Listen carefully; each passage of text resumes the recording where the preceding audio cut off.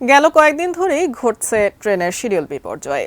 আজকের পরিস্থিতি সম্পর্কে কমলাপুর রেলওয়ে স্টেশন থেকে বিস্তারিত জানাচ্ছেন সহকর্মী মাহফুজা মুসলিহি। মাহফুজা মুসলিহি, যেমনটি বলছিলাম যে গত কয়েকদিন ধরে ট্রেনের শিডিউল বিপর্যয়ের যে ঘটনাটি আমরা দেখছি, আজকের পরিস্থিতি আপনি কি দেখছেন?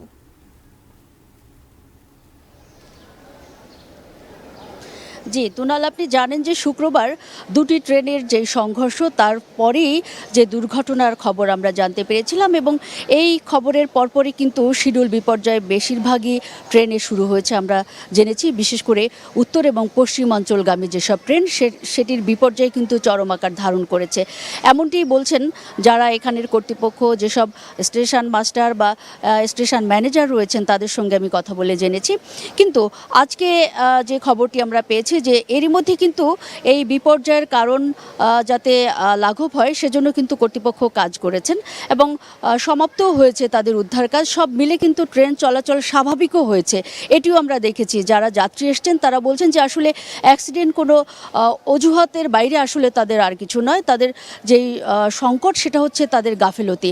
লোকবল জনবলের যেই সংকটের কথা কর্তৃপক্ষ বারবার বলছেন সেটি কিন্তু একেবারেই উপেক্ষা করছেন যাত্রীরা। তারা সরেজমিনে যেসব যাত্রীরা যাচ্ছেন বা যারা আসছেন আজকের দিনে তারা আমাদেরকে জানিয়েছেন যে 24 তারিখে, গত এপ্রিলের যে 24 তারিখ আমরা বলবো, সে সময় কিন্তু বেশ কয়েকজন যাত্রী যাত্রা করেছেন দিনাজপুর শহর, রংপুর সহ উত্তরাঞ্চলের বেশ কিছু এলাকায়। তাদের সঙ্গে আমি কথা বলে একটু আগে জেনেছি যে শুক্রবার আসলে অ্যাক্সিডেন্টের ঘটনা ঘটলেও তারা বলছেন যে এটি একটি অজুহাত, কারণ 24 তারিখের যেই যাত্রাপথে সেখানেও কিন্তু তারা 4 থেকে 5 ঘন্টা দিনাজপুরগামী যেসব ট্রেন ছেড়ে গেছে সেখানে কিন্তু দেরি হয়েছে এবং শিডিউল বিপর্যয় হয়েছে।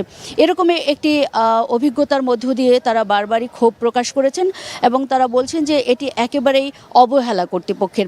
আজকে সকাল থেকে আমি দেখেছি প্ল্যাটফর্মে অসংখ্য যাত্রী, যাদের মধ্যে বিশেষ করে শিশু এবং বৃদ্ধ রয়েছেন। অনেকেই এসছেন ঢাকায় ডাক্তার দেখাতে, কেউ বা এসছেন তাদের নানান রকমের দাপ্তরিক কাজের জন্য। ফলে তারা বিভিন্ন রকম সমস্যার সম্মুখীন হচ্ছেন, একই সঙ্গে ক্ষতিগ্রস্তও হচ্ছেন, এরকমটিও অভিযোগ তাদের রয়েছে। দীর্ঘ সময় ধরে আসলে অসুস্থ হয়ে পড়েছে আমি অনেকে দেখেছি এবং অনেকে কিন্তু ক্লান্তির ছাপ এতটাই বেশি, আমি লক্ষ্য করেছি যে তারা বেশ ক্লান্ত এবং অনেকে ঘুমিয়ে পড়েছেন, কেউ শুয়ে পড়েছেন।